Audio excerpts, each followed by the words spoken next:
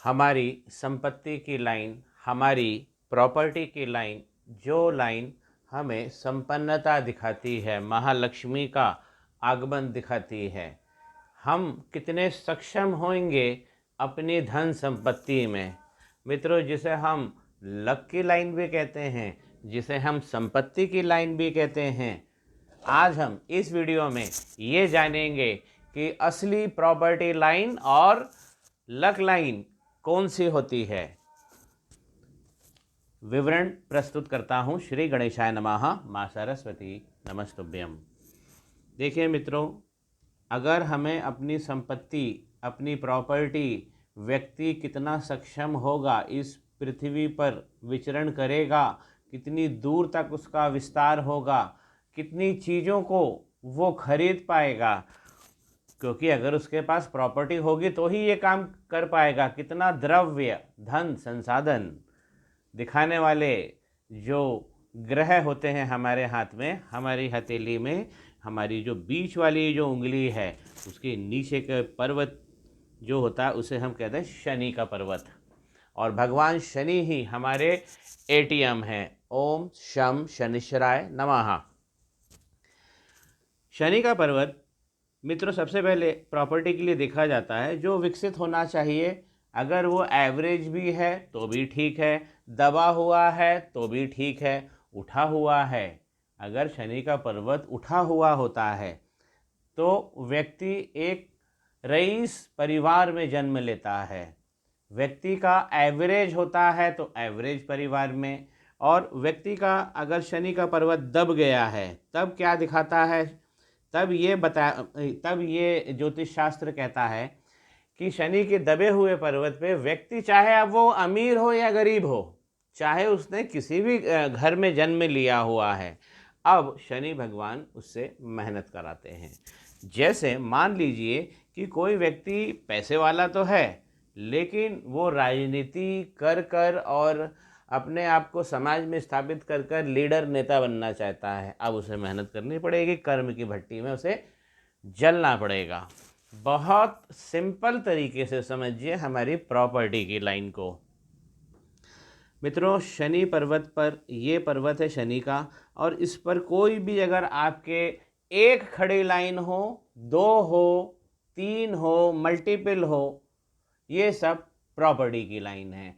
कम से कम एक लाइन जरूर होना चाहिए शनि के पर्वत पर।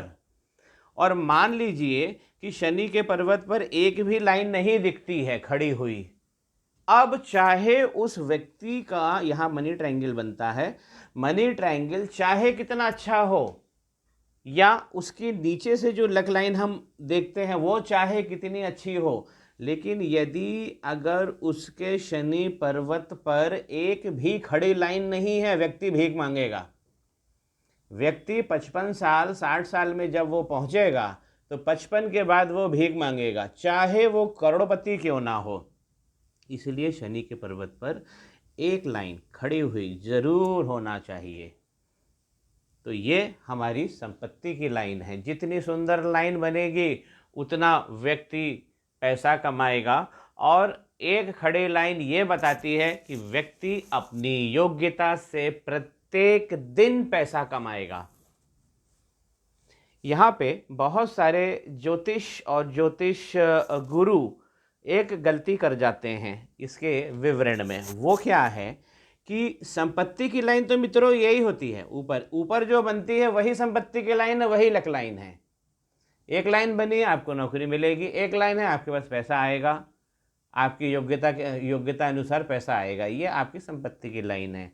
लेकिन कहीं कहीं आपने देखा होगा हथेली में, ये हमारा चंद्र का पर्वत है, यहाँ से भी लक लाइन, जैसे इस मॉडल हथेली में निकली हुई है, यहाँ से भी लक लाइन निकली है।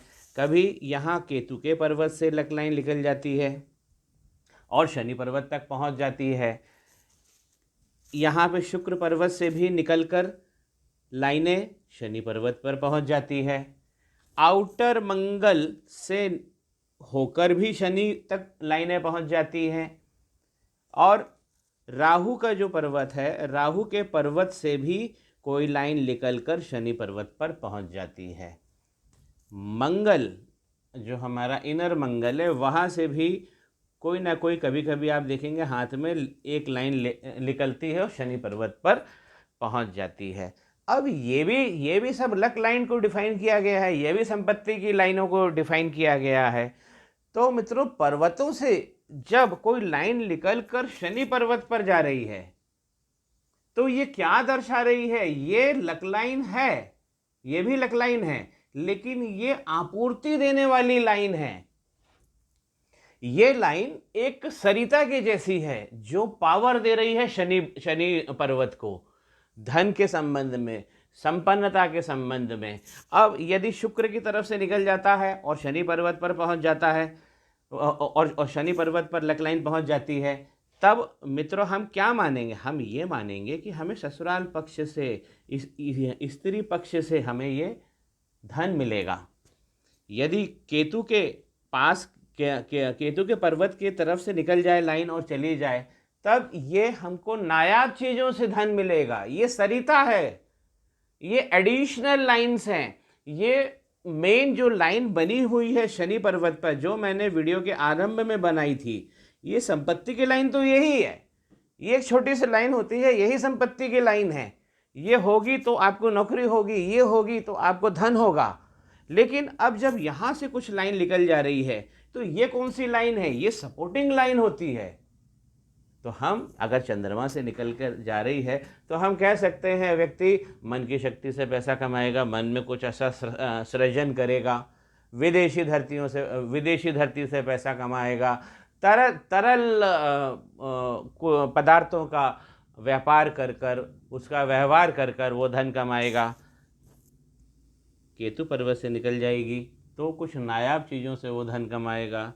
शुक्र पर्वत से निकल जाएगी तो, और शनि पर्वत तक पहुंचना चाहिए मित्रों, ये सारी लाइनें ऊपर तक इस घेरे के अंदर आना चाहिए। ये जो घेरा बना है इसके अंदर तक आना चाहिए। शुक्र पर्वत से निकलेगी तो महिला वर्ग का आपको सपोर्ट मिलेगा और वहाँ से धन कमाएंगे। जैसे फैशन इंडस्ट्री से कमा लेंगे आप, कॉस्मेटिक्स से कमा लेंगे आप। अगर आउटर मंगल है तो आप अपना पराक्रम दिखाते हुए धन कमाएंगे। उसी प्रकार अगर मंगल से कोई लाइन निकल जाती है और शनि पर्वत तक पहुंच जाती है तो ये लाइन शनि भगवान को तंग करती है। मित्रों, मंगल की जो लाइन होती है, अगर मंगल से कोई लाइन निकल रही है तो वो उसको हम ये अपेक्षा रखते हैं कि वो हमारी नीचे से जाती हुई लक लाइन में जाकर मिल जाए। क्योंकि मंगल की लाइन अगर शनि पर्वत को टच हो जाती है तो वो थोड़ा सा नकारात्मक होता है। धन मिलता तो है लेकिन ज़िंदगी परेशान होकर मिलती है। तो हमारी ऐसी अपेक्षा नहीं होती है। हमारी अपेक्षा होती है कि मंगल, अगर इनर मंगल से कोई, निम्न मंगल से कोई लाइन निकली है तो वो जाकर ये सप्लाई लाइन में चली जाए, ना कि वो सीधे शनि पर्वत पर चली जाए। तो मित्रों, आज आपने इस वीडियो में देखा कि संपत्ति और प्रॉपर्टी की लाइन जो गलत व्याख्या कर दी जाती है वो केवल बहुत छोटी सी होती है, और दूसरे पर्वतों से जो लाइनें मिल रही हैं वो हमें आके बताती हैं कि उसका ओरिजिन, उसका मौलिक स्रोत क्या होगा, पैसा कहाँ से आएगा। और डेफिनेटली ये सप्लीमेंट्री लाइन है तो ये एडिशनल पैसा भी देती है और एडिशनल अतिरिक्त संसाधन भी जोड़ती है हमारे जीवन में। लेकिन मेन मुख्यतः जो संपत्ति की लाइन है वो शनि पर्वत पे लंबी बनी हुई रेखा होती है। एक हो बहुत अच्छा, दो हो बहुत अच्छा, कभी कभी हम 2-3 लाइनें भी देख पाते हैं। तब हमें ये मल्टी सोर्सेज से इनकम को दिखाती है। शनि पर्वत पर यदि मित्रों एक भी लाइन ना हो, अगर यहाँ पे एक भी लाइन ना हो तो व्यक्ति, फिर से मैं इसको दोहरा दूँ, उसका जीवन 55 साल बाद बहुत मुश्किल हो जाता है। फिर चाहे वो करोड़पति क्यों ना हो, जीवन में वो भीख मांगता है। यदि आप के हाथ में भी मेरे उल्लेखित वर्णन में किसी प्रकार का कोई मेल आपको हाथ में दिख रहा है, सीधी लाइन हो, 2 लाइन हो और नीचे से आने वाली कुछ लाइनें बनी हों, तो अपना विवरण कमेंट बॉक्स में मुझे ज़रूर लिखें और मुझे ज़रूर बताएं। आशा करता हूं आपको मेरा ये वीडियो पसंद आया होगा, मेरे चैनल को लाइक कीजिए, शेयर कीजिए, कमेंट कीजिए, सब्सक्राइब भी कीजिए ताकि आपको नोटिफिकेशंस मिलते रहें। मित्रों को बांटिए, इस चैनल की लिंक को अपने परिवार वालों में बांटिए। सबका जीवन अच्छा करिए। हम भला करेंगे लोगों का तो हमारा भला अपने आप हो जाएगा। इसी भावना के साथ श्री गणेशाय नमः। माँ सरस्वती नमस्तुभ्यं। बने रहिए, स्टे ट्यून्ड।